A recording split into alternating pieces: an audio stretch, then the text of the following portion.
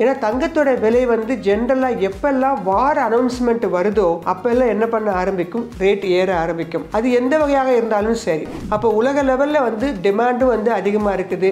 இந்த அன்சர்டனிட்டினால மக்களுடைய எதிர்பார்ப்பு எல்லாம் கோல்டு மேலே கொண்டு போய் வைக்கிறதுனால கோல்டு ரேட்டு தற்போது உள்ள காலகட்டத்தில் குறைவதற்கான வாய்ப்புகள் சற்று குறைவு அப்படிங்கிறது என்னுடைய கணிப்பு. தங்கம் வாங்கணும் அப்படின்னா இனி மில்லிகிராமில் தான் வாங்கணும் போல் இருக்கு. அப்படி மில்லிகிராமில் வாங்கணும்னு நினைக்கிறவங்க இந்த வேஸ்டேஜ், மேக்கிங் சார்ஜ், மற்ற விஷயங்கள்லேருந்து அவாய்ட் பண்ணிக்கணும் அப்படின்னா கொஞ்சம் டிஜிட்டல் கோல்டு பக்கம் வர்றது நல்லது. சென்ட்ரல் பேங்க்கும் பார்த்தீங்கன்னா வாங்கி வாங்கி குவிச்சிட்டே இருக்கிறாங்க. இங்கே நம்மளுடைய ரிசர்வ் பேங்க் ஆஃப் இந்தியா இந்த 2024 மட்டும் 72.6 டன் தங்கத்தை வாங்கி குவிச்சிருக்கிறாங்க. இந்த வருஷத்தில் மொத்தமாக பார்த்தீங்கன்னா 800 டன் ரிசர்வ் வந்து வச்சிருக்காங்க. கட்டுமானத்தின் வலிமை, கட்டிடங்களின் பாதுகாப்பு. ஸ்ரீ துர்கா டிஎம்டி கம்பிகள். நியூஸ் கஃபே நேயர்களுக்கு வணக்கம். நீண்ட நாட்களுக்கு பிறகு உங்களை சந்திப்பதில் மிக்க மகிழ்ச்சி. இன்னைக்கு என்ன டாபிக் பார்க்க போறோம் அப்படின்னு கேட்டீங்கன்னா, ஒரு வரலாறு காணாத உயர்வு ரெகுலராக வந்துட்டே இருக்கு ஒவ்வொரு வாரமும். எதில் அப்படின்னு கேட்டிங்கன்னா தங்கத்தில். இன்றைய பதிவின் போது கூட எவர் டைம் ஹை, அதாவது 8,945 ரூபா ஒரு கிராம். மேபி அடுத்த வாரத்தில் 9,000 டச் பண்ணுறதுக்கு வாய்ப்புகள் அதிகம். ஸோ தங்கத்தோட விலை இந்த அளவு உயர்ந்து கொண்டே இருப்பதற்கு என்ன காரணம்? அதே மாதிரி இந்த சமயத்தில் நான் வந்து தங்கத்தில் இன்வெஸ்ட் பண்ணட்டுமா? ஏன்னா இன்னும் கூட கொஞ்சம் ஏறும்னு சொல்கிறாங்களே, அப்போ ஏறுனா நமக்கு லாபகரமாக இருக்குமா, இல்லை வெயிட் பண்ணட்டுமா, இறங்கும் போது வாங்கலாமா? இந்த மாதிரி தங்கத்தை பற்றிய நிறைய சந்தேகங்கள் நம்மளுடைய நேயர்களுக்கு உண்டு. ஸோ அதை பற்றி சில விளக்கங்களை கொடுப்பதற்காக தான் இந்த பதிவு. ஸோ தங்கம் அப்படிங்கிறது ஜென்ரலாக ஏன் இந்த அளவு ஏறிட்டு இருக்கு? கடந்த 10 வருஷங்களாகவே தங்கத்தோட விலை ஏறிக்கொண்டு தான் இருக்கிறது. இந்த 10 வருஷத்தில் வந்து டபுள் ஆயிருக்குது. 10 இயர்ஸ் பேக் பார்த்தீங்கன்னா ஒரு கிராமோடைய ரேட்டு 4,299. ஆனால் இன்று அதை டபுள் ஆகி அதையும் தாண்டி 8,945 அப்படிங்கிற இடத்துல நின்றுட்டு இருக்கு. அதை விட இன்னொரு பியூட்டி என்னன்னு கேட்டீங்கன்னா, கடந்த ஒரு வருஷமாக பார்த்தீங்கன்னா இந்த வருடத்தோட தொடக்கத்தில், அதாவது போன 1 இயர் பேக் அப்படின்னு பார்க்கும்போது 7,195 ரூபாய் இருந்த கிராம் இன்று 8,945. ஒரு கிராமுக்கே இந்த அளவுக்கு விலை ஏற்றத்தை கண்டிருப்பதற்கான காரணம் என்ன? தங்கம் அப்படிங்கிறது ஜென்ரலா விலை ஏறிட்டு தான் இருக்குது. ஆனா இந்த வருடம் பார்த்தீங்கன்னா பங்குச்சந்தையை விட அதிகமான அளவுக்கு லாபத்தை வந்து தங்கம் கொடுத்திருக்கு அப்படின்னா அதுல எந்த விதமான மிகைப்பும் கிடையாது. அதனால பார்த்தீங்கன்னா இதன் காரணமாகத்தான் சாவரின் கோல்டு பாண்டை நிறுத்தியே விட்டாங்க. ஏன்னா அந்த அளவுக்கு ரிட்டர்ன்ஸ் கொடுக்க வேண்டிய கட்டாய சூழ்நிலை. ஸோ இந்த அளவு தங்கம் ஏறுவதற்கு மிக முக்கியமான காரணங்கள் நிறைய இருக்குது. அதில் முதல் காரணமாக வைப்பது நான் என்ன நினைக்கிறேன்னா, இந்த ஜியோ பொலிட்டிக்கல் டென்ஷன். ஏன்னா தங்கத்தோட விலை வந்து ஜென்ரலாக எப்பெல்லாம் வார் அனௌன்ஸ்மெண்ட் வருதோ அப்பெல்லாம் என்ன பண்ண ஆரம்பிக்கும், ரேட் ஏற ஆரம்பிக்கும். அது எந்த வகையாக இருந்தாலும் சரி, உங்களுக்கு பயோ வாராக இருந்தாலும் சரி, வெப்பன்ஸ் வாராக இருந்தாலும் சரி, உக்ரைன் ரஷ்யா அந்த சமயத்திலையும் தங்கத்தோட விலை ஏற்றம் கண்டு தான் இருந்தது. ஆனால் இப்போது நடந்து கொண்டிருக்கிறது ஒரு வர்த்தக போர், ஒரு ட்ரேடு வார். இது பெரிய லெவலில் ஜியோ பொலிட்டிக்கல் டென்ஷனை அதிகமான அளவுக்கு உருவாக்கி இருக்கு. ஸோ அதனால என்ன பண்றாங்க, டாரிஃப் வாரி எதன் மேலே இல்லை அப்படின்னு பார்க்கும்போது தங்கத்தின் மேலே இல்லை. அப்போ நிறைய பேருடைய எதிர்பார்ப்பு என்ன, இந்த தங்கத்தில் இன்வெஸ்ட் பண்ணலாம் அப்படிங்கிறது தான் மிக மிக முக்கியமான ஒரு விஷயமாக இந்த விலை ஏற்றத்திற்கு ஒரு காரணமாக அமைந்திருக்கிறது. ட்ரம்போட டாரிஃப் வாரும் அதனால் ஏற்பட்ட இந்த ஜியோ பொலிட்டிக்கல் டென்ஷன் அப்படிங்கிற இந்த விஷயம். அடுத்ததாக பார்த்தீங்கன்னா யூஎஸ் டாலர் வந்து அப்படியே அப்ட்ரெண்டில் போயிட்டே இருந்தாங்க.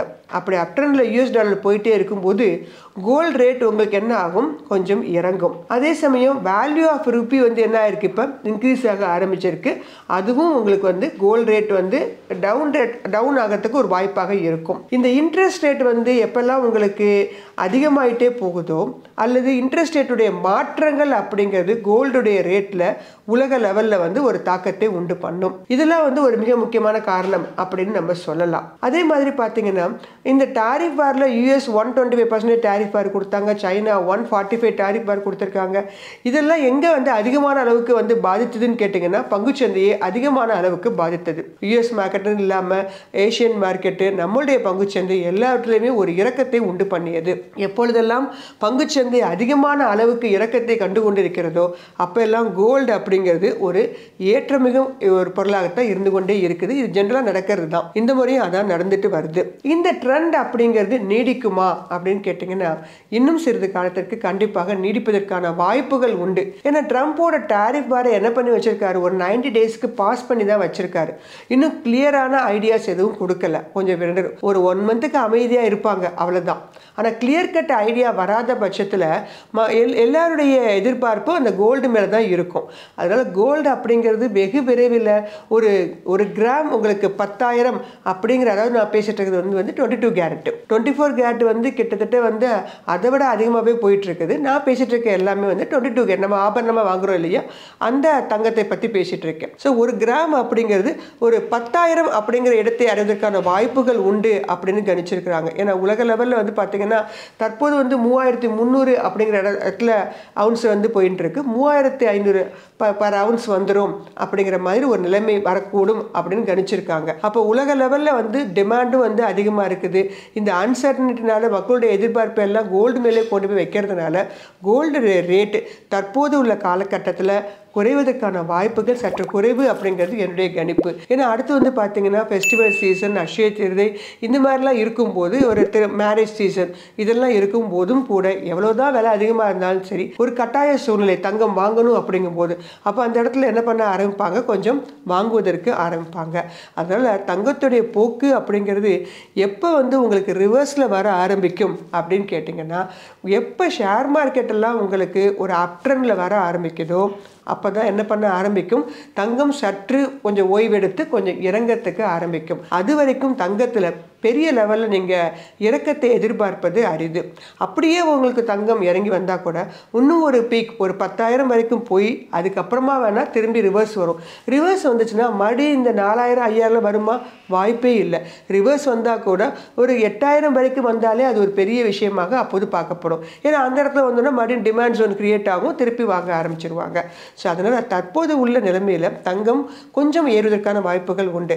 அப்போ நான் போய் இந்த இடத்துல இன்வெஸ்ட் பண்ணட்டுமா, வரலாறு காணாத உயர்வு அப்படிங்கும்போது அந்த இடத்துல நீங்கள் தங்கத்தில் வந்து முதலீடு செய்தீங்க அப்படின்னா அப்போ கொஞ்சம் தான் உங்களுக்கு ஒரு ப்ராஃபிட் கிடைக்கும். ஆனால் தங்கம் வாங்குபவர்கள் அதிகபட்ச ப்ராஃபிட்டை எதிர்பார்த்தா வச்சிருப்பாங்க, நீண்ட கால முதலீடாக தான் வச்சிருப்பாங்க. ஒரு ஷார்ட் டேர்மாக பார்க்குறவங்க யாருன்னு கேட்டிங்கன்னா கமாடிட்டின்னு சொல்லக்கூடிய பொருள் வணிக சந்தையில் ஈடுபடுபவர்கள் தான் இது ஒரு ஷார்ட் டேர்மாக ஒரு கான்ட்ராக்ட் பேசிஸில் பண்ணுவாங்க.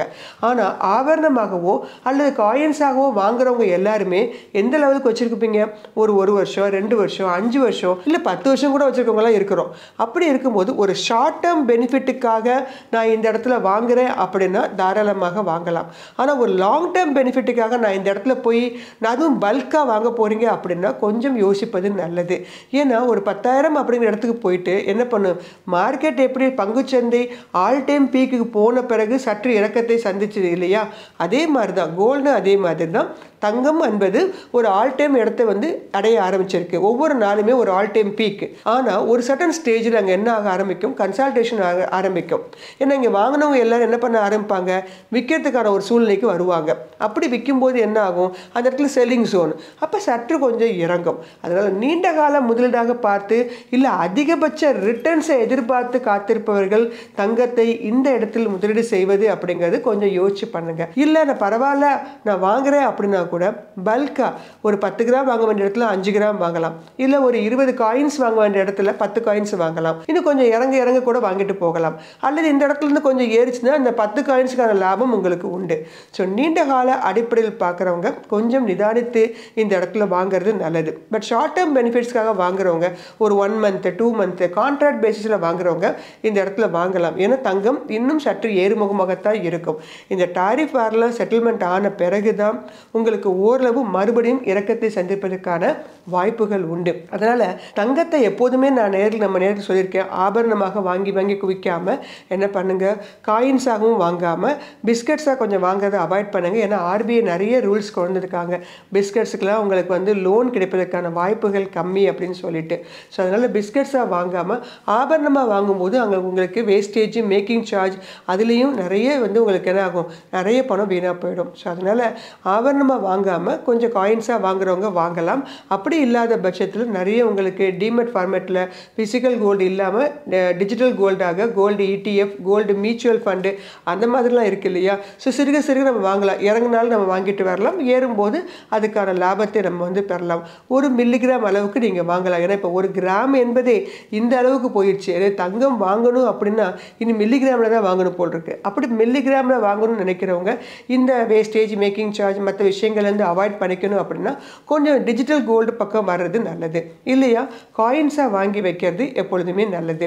ஆனால் கோல்டு அப்படிங்கிறது ஜென்ரலாக பார்த்தீங்கன்னா பெரிய லெவலில் எப்போதுமே உங்களுக்கு என்ன பண்ணாது, லாஸ் அப்படிங்கிறத உண்டு பண்ணாது. ஏன்னா அதுக்கு சிறப்பான காரணமே அதோட லிக்விடிட்டி தான். ஈஸியாக நம்ம என்ன பண்ணிடலாம், பணம் பண்ணிடலாம். ஆனால் இந்த கோல்டு அப்படிங்கிறது உங்களுக்கு வந்து ஒரு இப்போல்லாம் ஹெட்ஜிங் டூலாகவும் பார்க்கப்படுது. ஷேர் மார்க்கெட்டில் ஷேர்ஸ் வாங்குறவங்களும் கூட இப்போ இதெல்லாம் பார்த்தீங்கன்னா கோல்டு என்ன பண்ணிட்டே வந்துட்டுருக்கோம், கோல்டு ETF ஃபார்மேட்டில், டிமெட் ஃபார்மேட்டில் வாங்கிட்டே வந்துட்டுருக்கோம். அப்படி பண்ணும்போது இப்போ ஷேர் மார்க்கெட்டில் ஷேர்ஸ் இறங்கிடுச்சு இல்லையா?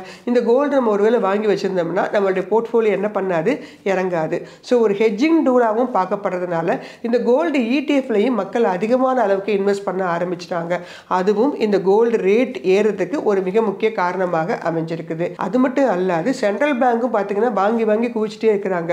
இங்கே நம்மளுடைய ரிசர்வ் பேங்க் ஆஃப் இந்தியா இந்த 2024 மட்டும் 72.6 டன் தங்கத்தை வாங்கி குவிச்சிருக்கிறாங்க.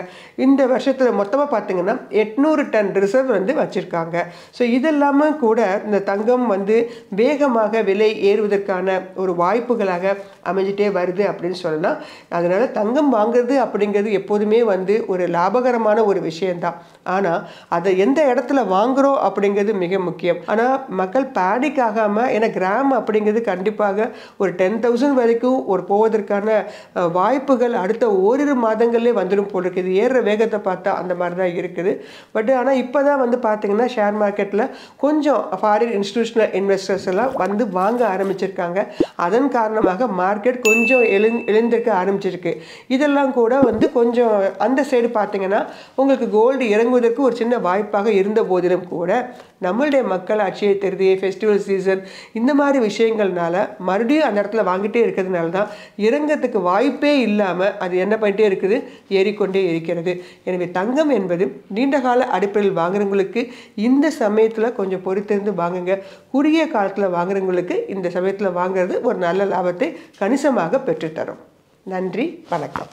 இந்த வீடியோ உங்களுக்கு பிடிச்சிருந்தா லைக் பண்ணுங்க, ஷேர் பண்ணுங்க, கமெண்ட் பண்ணுங்க. மறக்காம பெல் பட்டனை கிளிக் பண்ணிட்டு சப்ஸ்கிரைப் பண்ணிடுங்க.